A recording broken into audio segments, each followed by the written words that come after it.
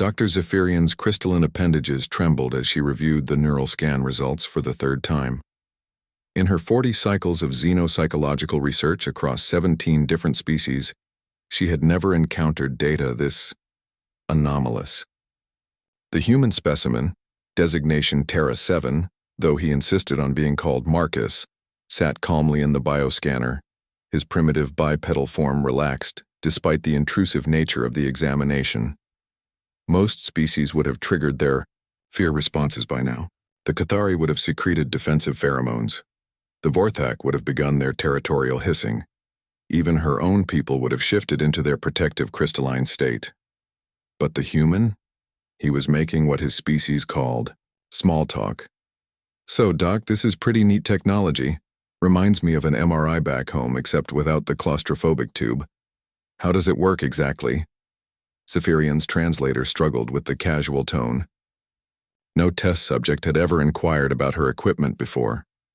She adjusted her neural interfaces and focused on the task at hand. "Please remain still while I probe your fear centers," she instructed, activating the deep scan protocols.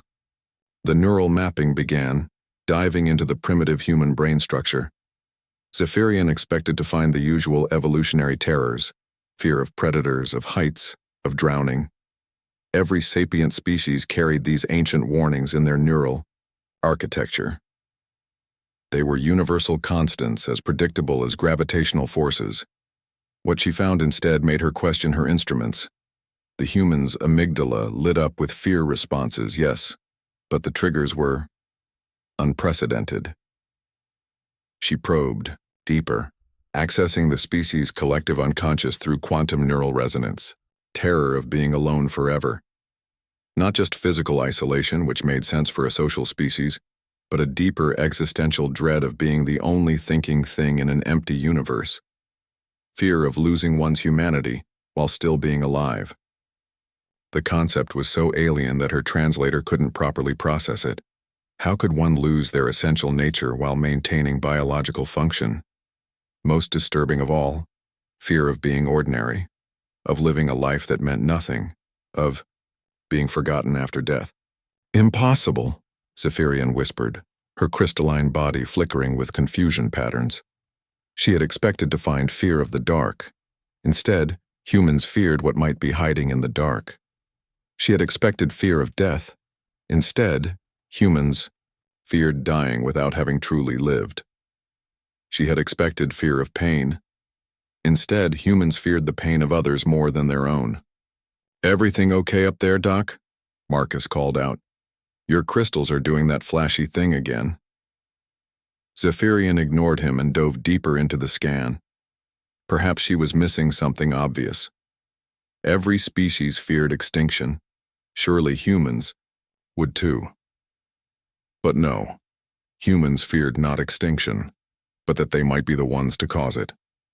They carried guilt for theoretical crimes, terror at their own potential for destruction. They were afraid of becoming the monsters they imagined. She found fear of losing loved ones, but intertwined with it was something even stranger. Fear of not loving enough, of failing those who depended on them, of being inadequate protectors. "This cannot be accurate," she muttered, running full diagnostic checks on her equipment.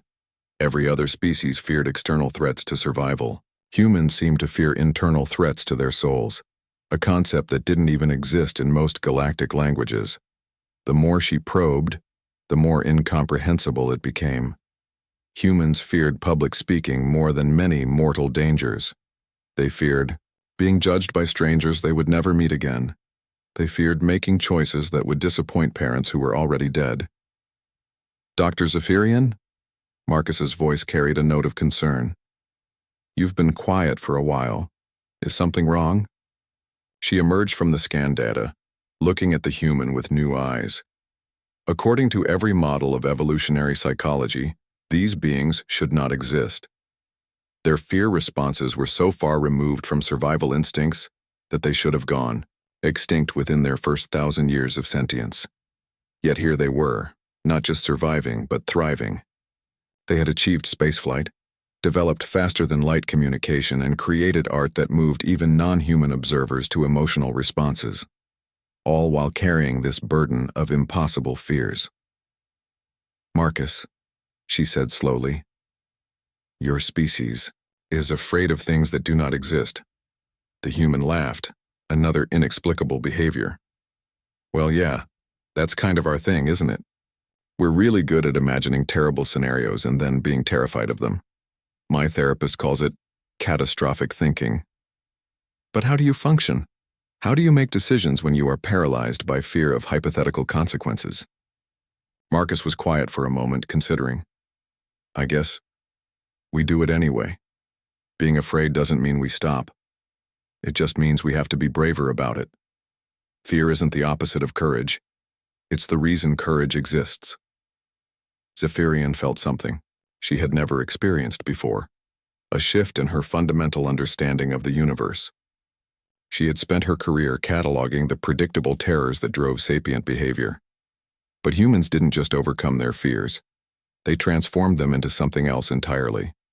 They feared meaninglessness, so they created meaning. They feared isolation, so they built connections across impossible distances. They feared being forgotten, so they told stories that outlived their brief biological spans. "Your species," she said, her voice carrying harmonics of awe, "is afraid of the right things." Marcus grinned. "Doc, I think that might be the nicest thing anyone's ever said about humanity."